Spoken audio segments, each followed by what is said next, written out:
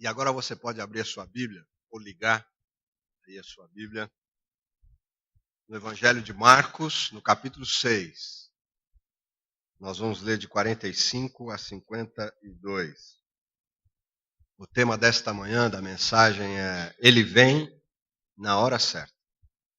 Ele vem na hora certa. O texto, então, nos diz assim, Marcos 6, de 45 a 52. Logo a seguir, esse seguir aqui, logo a seguir, é depois daquele milagre da multiplicação dos pães. Tá? Logo a seguir, Jesus fez com que os seus discípulos entrassem no barco e fossem adiante dele para o outro lado, para Betsaida, enquanto ele despedia a multidão. E tendo-os despedido, ele subiu ao monte para orar. Ao cair da tarde, o barco estava no meio do mar e Jesus estava sozinho em terra. De madrugada, vendo que os discípulos remavam com dificuldade, porque o vento lhes era contrário, Jesus foi até onde eles estavam, andando sobre o mar, e queria passar adiante deles. Eles, porém, vendo-o andar sobre o mar, pensaram tratar-se de um fantasma e gritaram, pois todos viram Jesus e ficaram apavorados. Mas Jesus imediatamente falou com eles e disse, coragem, sou eu, não tenham medo. Então subiu no barco para estar com eles e o vento cessou. Ficaram totalmente perplexos, porque não haviam compreendido o milagre dos pães, pois o coração deles estava endurecido. Ele vem na hora certa. Há um ditado muito conhecido nosso que diz assim, Deus tarda, mas não falha. À vista desse texto bíblico e de tantos outros, a gente pode afirmar que Deus nem tarda e nem falha. Ele vem na hora certa. A gente pode estar certo disso. A gente pode estar convicto disso, de que ele vem na hora certa. Há um episódio também aqui no Novo Testamento, quando Lázaro morre, vocês conhecem essa história, era muito amigo de Jesus, Lázaro, Maria e Marta, aqueles três irmãos. Jesus gostava de ir para a casa deles e passar um tempo com eles e tal, e o Lázaro morre. E depois de 4 dias, Jesus chega lá na casa da família, e as irmãs, Maria e Marta, dizem o seguinte para Jesus, Senhor, se o Senhor estivesse aqui, nosso irmão não teria morrido. Como que dizendo para ele, Senhor, o Senhor demorou. Por que o Senhor demorou tanto? Por que o Senhor não veio antes? A Jesus disse, olha, calma, porque a história não terminou ainda. Você, se não conhece a história, Lázaro ressuscitou. Jesus operou um outro grande milagre ressuscitando Lázaro. Lázaro saiu do túmulo, enfim. Então, ele chegou na hora certa. Na hora que ele achava que precisava chegar, naquele acontecimento que realmente parecia ser tarde demais. Novamente, a gente pode reafirmar, ele vem na hora certa. Não sei como é que está a sua vida. Não sei se você está precisando resolver algo muito importante, se você tem que tomar uma decisão muito importante, se você está perplexo ou perplexa. E muitas vezes nós nos encontramos assim, tendo que tomar uma decisão importante na vida e a gente não sabe para onde vai, a gente não sabe qual caminho escolher.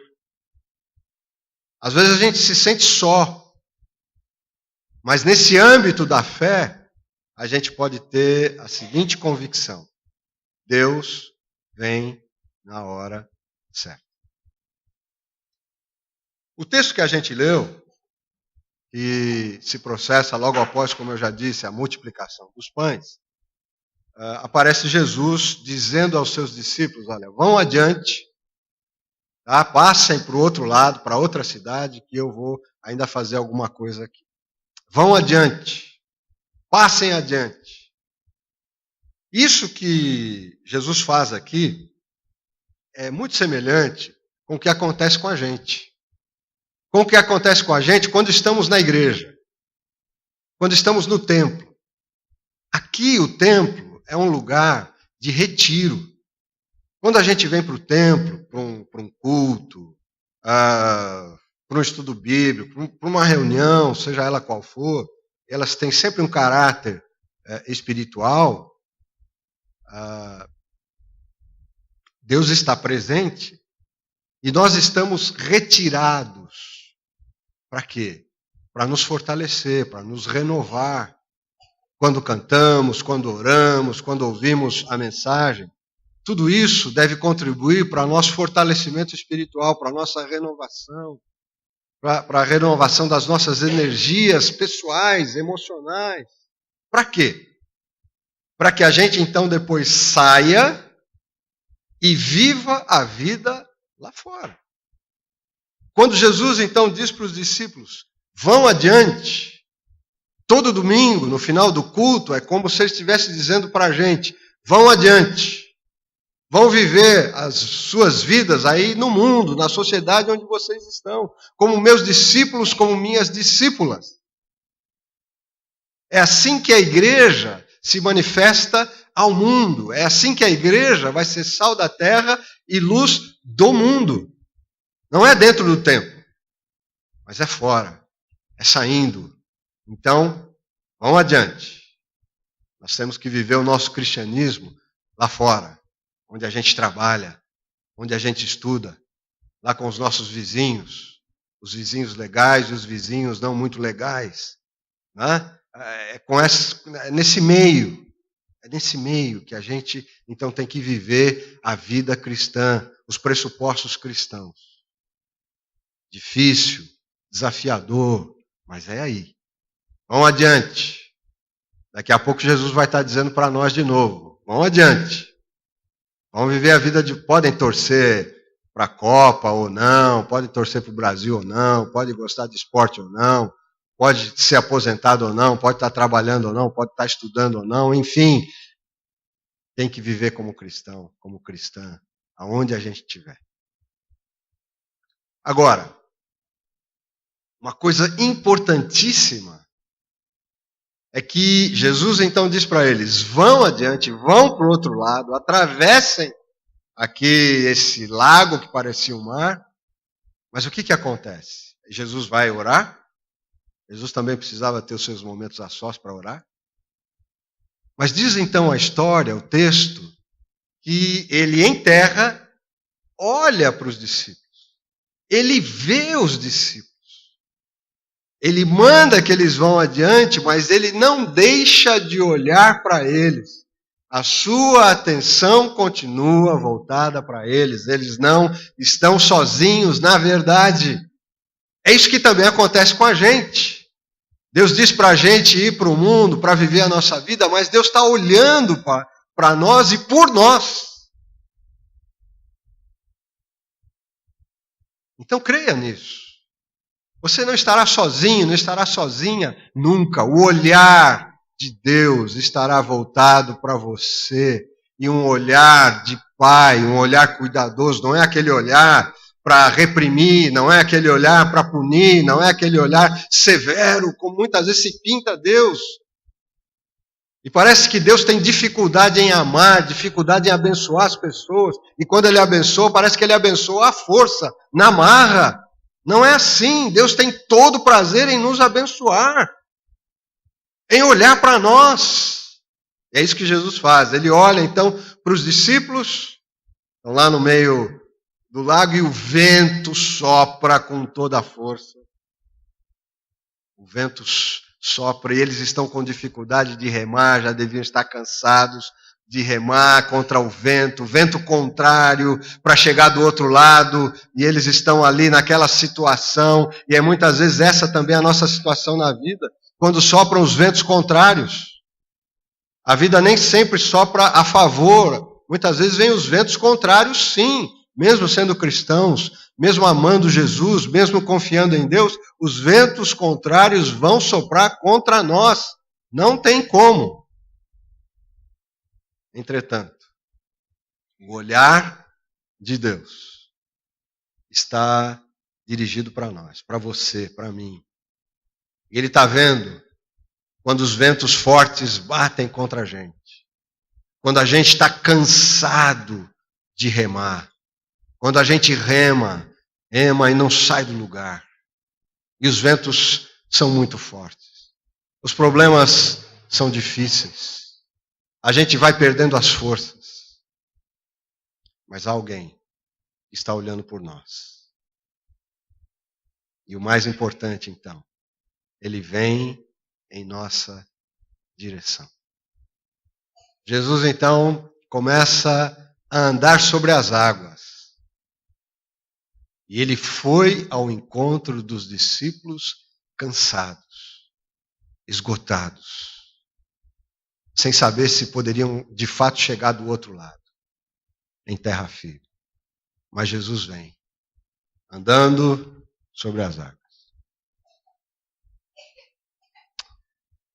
Ou a gente crê que Jesus era Deus e que podia fazer tudo isso, ou tudo isso aqui é uma grande loucura. Porque não tem um meio termo. Dizer que Jesus foi um profeta, um grande mestre, um grande sábio.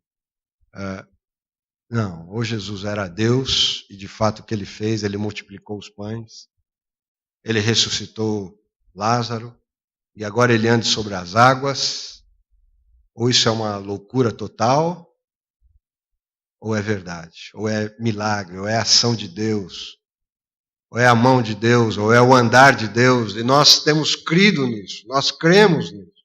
Porque a Bíblia que nos conta essas histórias, a Bíblia é absolutamente coerente. De Gênesis a Apocalipse, o tema central da Bíblia é Jesus. E a Bíblia é coerente.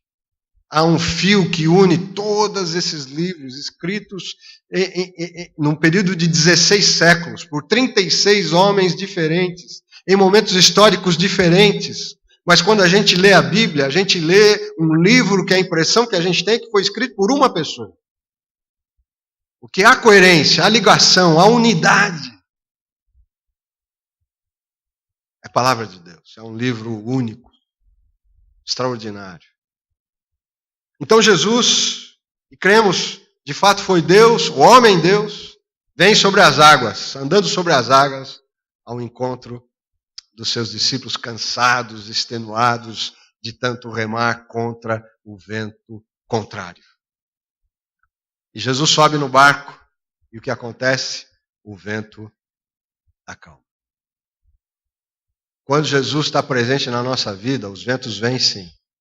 As tempestades podem cair sobre nós, mas quando ele se faz presente na nossa vida, quando a gente se deixa se aproximar, se aproxima dele, há uma calma e uma paz que invadem o nosso coração e a nossa alma, que a gente não sabe explicar, mas que a gente pode sentir, que a gente pode viver.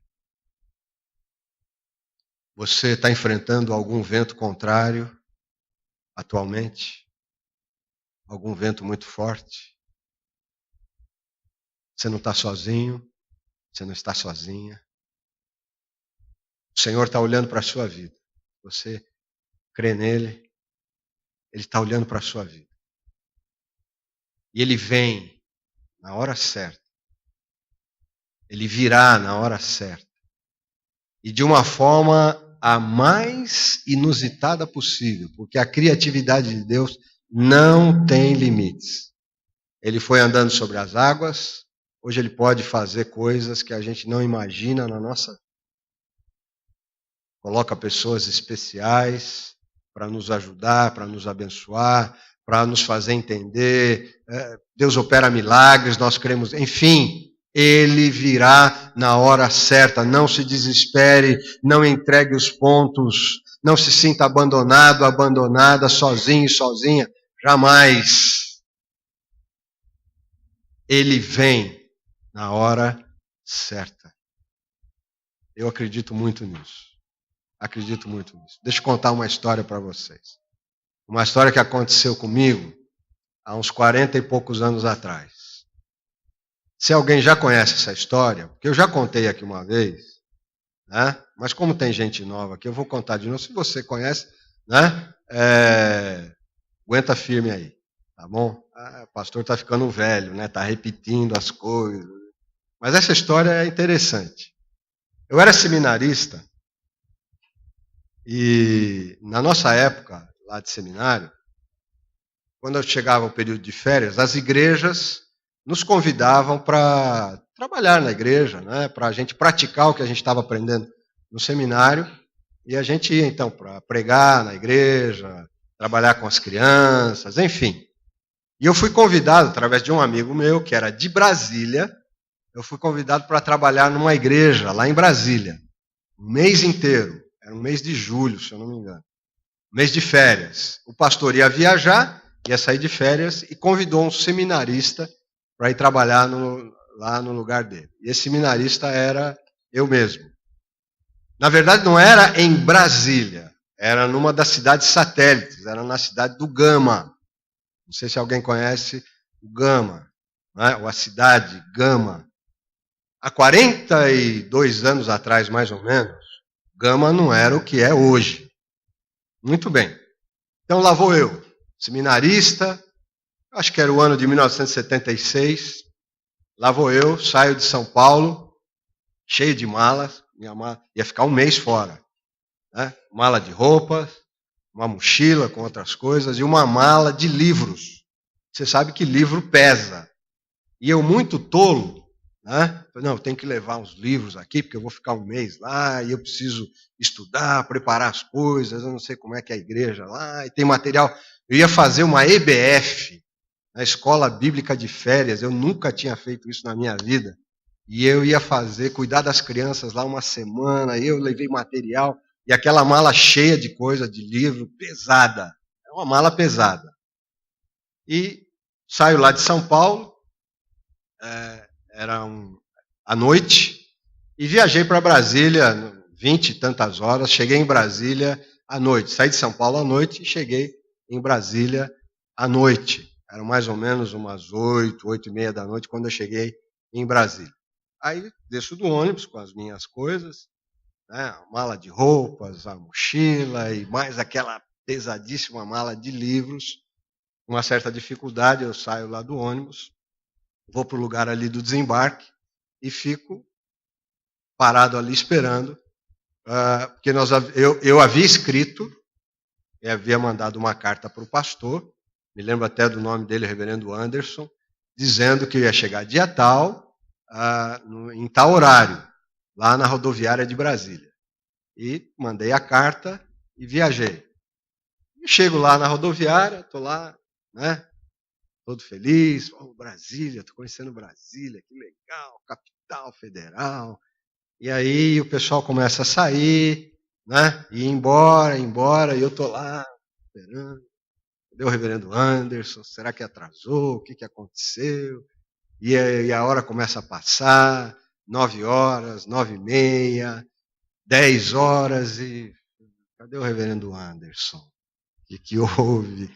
Não tem ninguém me esperando aqui. E 10h30, ninguém. Ninguém estava me esperando na rodoviária. E eu tinha o endereço e um mapinha. O pastor mandou um mapinha com o endereço da casa dele. Eu falei, bom, como eu tenho aqui um mapinha e o endereço, se não tiver ninguém aqui para me buscar, eu vou lá para o Gama. Pego o ônibus e vou. Esperei mais um pouco, ninguém apareceu. Aí eu peguei as minhas coisas, aquela mala pesada, ainda bem que tinha uma alça, né? E fui. Fui para o ponto do ônibus. Quando eu cheguei lá no ponto, estava cheio de gente. Era o pessoal que trabalhava em Brasília e que ia dormir lá no Gama, né? Foi entrar naquele ônibus, gente, foi um sacrifício. Ônibus cheio. Já eram 11 horas da noite. Ônibus lotado. E vai lá o seminarista, cheio de mala, aquela mala de livro pesado. Ainda bem que alguém me ajudou a entrar no ônibus. Eu consegui entrar no ônibus. E aí consegui chegar perto do cobrador e disse, olha, eu estou indo lá a tal lugar, sim. Você me avisa quando chegar? Não, pode deixar que eu te aviso. E aí, fomos. O ônibus lotado, cheio de gente, e vai para o Gama. E na minha frente, assim, só escuridão. Eu olhando as luzes de Brasília ficando para trás. as luzes para trás, e para frente, tudo escuro, tudo escuro, tudo escuro. E aí o ônibus foi esvaziando, esvaziando, e no fim só restava praticamente eu e mais umas 2 pessoas no ônibus. E eu falei, e agora? Cadê o reverendo Anderson? Estava quase chorando, né? E aí o ônibus para, o cobrador me diz, olha, moço, você pode descer aqui. Aqui que é o lugar que você precisa descer. Aí desci do ônibus, o ônibus foi embora. As luzes de Brasília já tinham ficado para trás há muito tempo, e as luzes do ônibus foram embora também. Gente, era uma escuridão total. Total. Eu não enxergava nada. Tirei o mapinha do bolso. Quem disse que eu enxergava o mapa? Não tinha celular, nem fazia ideia de. Não enxergava o mapa, não enxergava nada. E agora? Aí peguei as coisas, a mala de roupas, mochila e aquela pesadíssima mala de livros. E fui andando. Eu vi mais ou menos algo que parecia uma ruazinha e umas silhuetas de uns. Eram uns barracos. Eu falei, é por aqui que eu vou. E comecei a andar. Aquela mala pesadíssima. E não via ninguém, nenhuma luz, nenhuma lamparina, nada. Nada. E fui. De repente começaram a aparecer alguns cachorros. Né? Começaram a me cercar, me rodear, e eu falei, gente, e agora? Eu falei, Lulu, calma aí e tal. Mas eram bonzinhos, né? Mas eles viram que não ia dar nada aquele encontro comigo, eles começaram a ir embora. Até os cachorros me abandonaram naquele momento. E aí eu estou andando, a alça da mala de livros arrebenta. Ali eu aprendi o que é uma mala sem alça. Arrebentou. E aí complicou, né? E eu andando, carregando aquela mala debaixo do braço, a mala de roupa, a mochila nas costas. Chegou num ponto que eu não aguentava andar mais. Eu tinha viajado mais de 20 horas de São Paulo para Brasília. Estava ali agora, né? Tinha esperado umas 3 horas, mais ou menos, depois quase 1 hora de ônibus, andando com aquela. Eu estava extenuado. Eu não aguentava mais dar um passo. Eu olhei para o lado, tinha parecia mais ou menos um gramado, e tinha assim um alambrado. Eu falei, bom, eu não aguento dar mais um passo adiante, eu vou encostar aqui. Botei as coisas no chão e deitei ali naquela grama, coloquei a cabeça na mala, pelo menos a mala de livro serviu para isso, para eu colocar a cabeça nela. Aí eu falei, eu vou dormir aqui, e seja o que Deus quiser. Eu fiz a minha oração, Senhor, o Senhor está me vendo aqui, eu vim trabalhar na igreja, Senhor, eu estou aqui nessa situação, me ajuda. Aí, estou lá, deitado no chão, e eu olho assim adiante, e eu vejo um vulto branco, bem distante de mim. E quando eu vi aquele vulto branco lá na frente, eu falei, bom, ou eu estou sonhando, ou é um fantasma. Os discípulos de Jesus também achavam que era um fantasma. Mas eu não acredito em fantasma. Mas será que é um fantasma? E eu estou ali, aí eu fiquei sentado, aí sentei, e olhando aquele vulto branco, vindo, se aproximando. E começou a se aproximar cada vez mais, e eu vi que parecia que era de verdade mesmo, aí eu fiquei em pé. Aí eu levantei, e quando ele estava bem perto de mim, eu já me identifiquei. Olá, tudo bem? Tudo bem? Olha, eu estou vindo de São Paulo, estou perdido aqui, não sei o que e tal. E ele veio, chegou bem perto de mim. E tudo bem? Olha, eu sou enfermeiro. Ele era enfermeiro. Eu estou saindo do hospital, estava de plantão, eu estou saindo do hospital agora. E eu quero te dizer uma coisa. Eu nunca venho por esse caminho. Eu jamais faço esse caminho, até porque é um caminho meio perigoso. Mas como que uma voz, algo me disse, que quando eu saísse do plantão hoje, eu deveria passar por aqui. Eu deveria passar por aqui. E eu falei, eu sei quem que te mandou passar por aqui hoje. E eu não me lembro mais o nome dele, mas eu me lembro da figura dele. Aquele anjo que Deus mandou para me socorrer naquele momento. Aí me levou para a casa dele, a mala de livros ele carregou, né? E ele fui para a casa dele, passei a noite lá. Moravam ele e a irmã. Os dois eram da Igreja Assembleia de Deus, mas há muito tempo não iam mais à igreja. Aí conversei com eles e foi assim uma experiência maravilhosa. Aí no dia seguinte ele me levou lá na casa do pastor. Né? E aí eu chego, mas o que aconteceu? O que aconteceu? Cheguei então, o pastor já tinha viajado, inclusive, tinha um casal que morava nos fundos da casa pastoral, me recebeu e tal. O que aconteceu foi o seguinte, eu cheguei antes da carta. Eu cheguei antes da carta. Eu recebi a minha carta. Por isso que não tinha ninguém me esperando. Né? Mas é isso, gente. Ele vem na hora certa. Ele vem na hora certa. E quantos outros momentos da minha vida, com a Rosângela, com os nossos filhos, que a gente pode testemunhar isso. Ele vem na hora certa. Vale a pena a gente crer nele. Vale a pena a gente confiar nele. Vale a pena a gente depender dele. Vamos trabalhar, vamos estudar, vamos viver a vida, mas vamos priorizar a fé em Deus, a fé em Jesus Cristo, nosso Senhor e o nosso Salvador. Viva a vida e saiba que ele nem tarda e nem falha. Ele vem na hora certa. Amém? Amém.